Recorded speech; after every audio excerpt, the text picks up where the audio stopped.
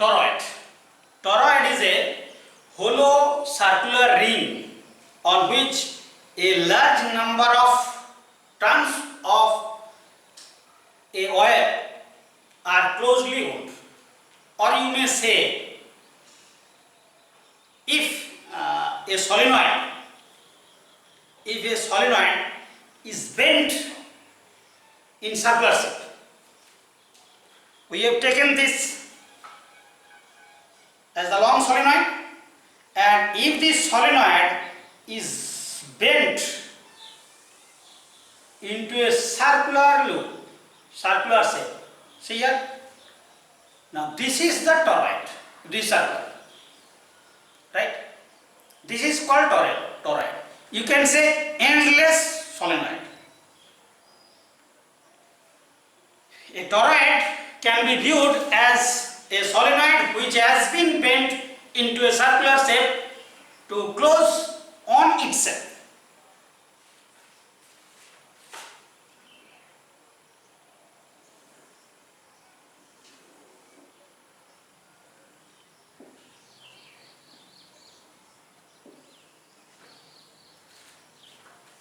Looks like this.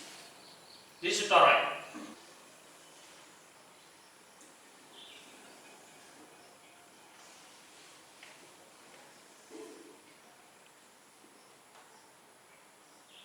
At this point, at this circular, the current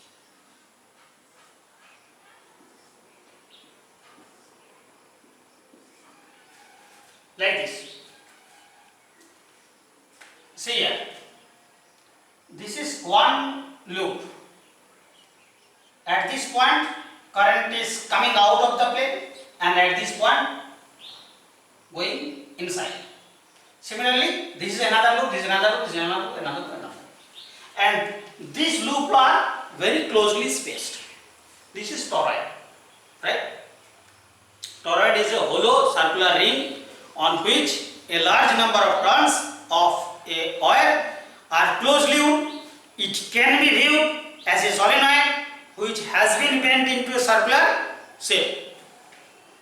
Let us consider a toroid having capital N number of turns carrying current capital I. Capital N is the total number of turns. Total number of turns. And the radius of the solenoid, let us say, the radius of the solenoid is R. R is the radius of the solenoid, again total number of turns, capital N, right? And I is the current flowing through the toroid. That means current through each and every loop is I. Let us consider three circular Amperian loops. One is at this region, another is this region, and third one in this region. Let us take 3 Amperian closed circular loop of radius R1. First we take this region, this is R1 radius. Second Amperian loop is this, and radius is R2, and third one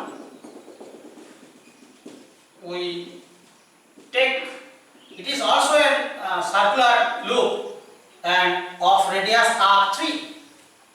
Now see here, R1, that means this closed loop is inside the solenoid. Inside, rather we can say it is very much inside the solenoid, toroid, right?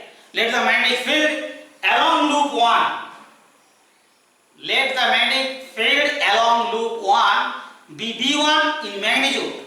Then according to Ampere's law, Ampere's circuital theorem, you can say B1 dot dl1 is equal to mu naught I enclosed.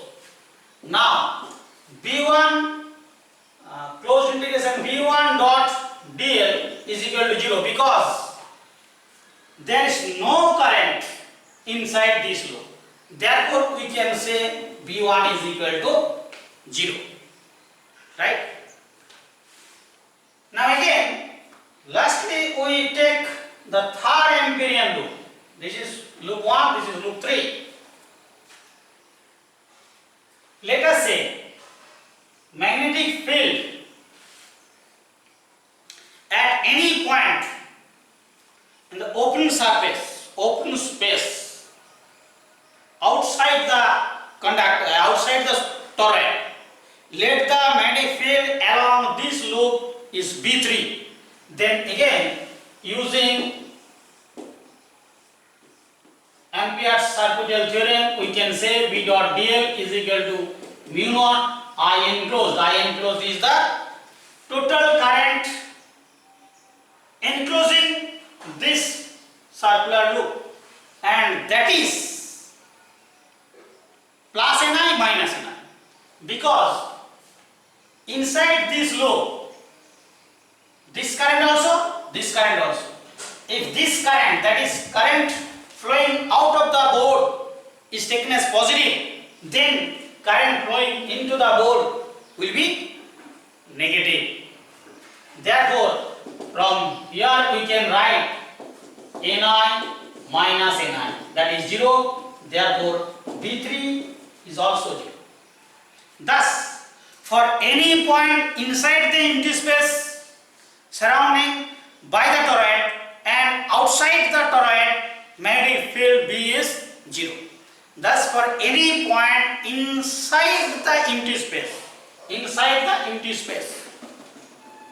right, inside this space, inside the empty space surrounding by the toroid and outside, in this region and outside the toroid, the magnetic field is 0, because the net current enclosed in these spaces is 0. Now, we are going to find the magnetic field in the region inside the toroid. We have taken a circular loop of radius R2. R2 is this loop 2, which is of radius R2, is inside the toroid, and inside the toroid B will be parallel to D. Again, use the magnetic field due to a circular loop. It is along the axis, right? Then closed integration B dot dl. B is field, magnetic field at any point inside the toroid. Therefore, B is also the field along field at any point along this closed path, and B is also parallel to dl. Therefore, this can be taken as, this is the Ampere circuital theorem, and this B dot dl you can write this as B dl cos 0, because B and dl are parallel to each other. Therefore, you can write mu naught Ni, because there is n number of turns and inside this circular loop total current is I into n, because current through each loop is I, there is n number of loops, therefore total current inside this closed loop is n into I. Therefore, we can write B into closed integration dl is equal to mu naught Ni, and closed integration dl, that is the length of this loop, which is equals to 2 pi r2, circumference of the circle. Therefore, B into 2 pi r2 is equal to mu naught Ni, or B can be written as mu naught Ni by 2 pi r2, or we may write into I. Now this term n by 2 pi r2, which is number of turns divided by length of the toroid or circumference of the toroid. That means n by 2 pi r2 can be written as the number of turns per unit length. N is equal to n by 2 pi r to small n is equal to capital N by 2 pi r2 can be written as number of turns per unit length of the toroid. Per unit length of the toroid.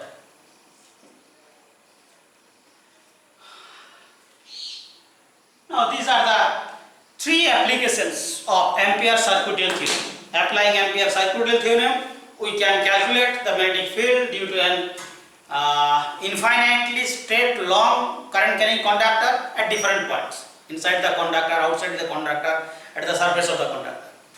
And secondly, we have discussed or we have calculated the magnetic field at a point inside a solenoid, or rather at a point inside a long solenoid. If the solenoid is of finite length, that is short solenoid, then the field will be of different type. That means if the field point is very much inside the solenoid, then the result is correct, mu naught Ni. N is the number of turns per unit length. But if the field point as the boundary or as the end point, close to the end point of the solenoid, then magnetic field will be different and it will not uniform. If the field point is very much inside the solenoid, then or very much inside the solenoid, or you can say if the solenoid is very long, then field is uniform throughout the inside region of the solenoid, and that is mu naught Ni. But if the field point is at the end of the solenoid, then it will differ from that result. And lastly, we have discussed the toroid and field due to the toroid at different points, that is point inside the empty space, point outside the solenoid, empty space outside the solenoid, and also the field at a inside region of the toroid. Field at the inside region of the toroid is again, we have calculated mu naught Ni, where small n, mu naught small n into I, where small n is the number of turns per unit length.